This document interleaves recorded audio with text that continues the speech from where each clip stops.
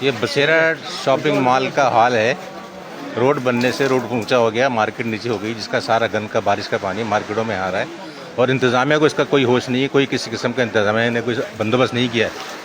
ہمیشہ کی طرح پورے بسیرا مارکیٹ بھر گئی, پوری بسیرا مارکیٹ کا کاروبار تباہ ہو گیا سارا یہ, اور انتظامیہ کا کوئی ہوش نہیں کسی قسم کا. دیکھیں پوری مارکیٹ, دیکھیں کیا حال کیا ہوا مارکیٹ کا, اور انتظامیہ غائب ہے ابھی بھی.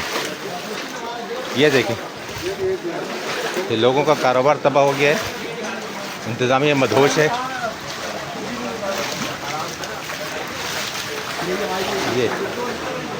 یہ دیکھیں, یہ بسیرے کا کیا حال ہے.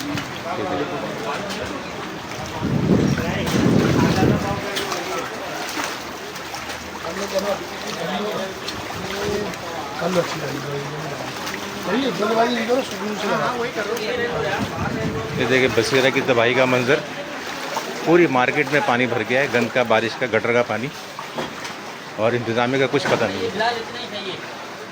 یہ دیکھیں, ایک ہی دفعہ خراب ہوگا, یار ایک ہی دفعہ خراب ہوگا. صحیح ہے, ٹھیک ہے, لیکن دکان بند کرے گا نا, دکان کے اندر یہ بچہ ہے, اگر تم دکان کھولو نیچے گیلا ہوگا نا سارا گراتا ہوگا.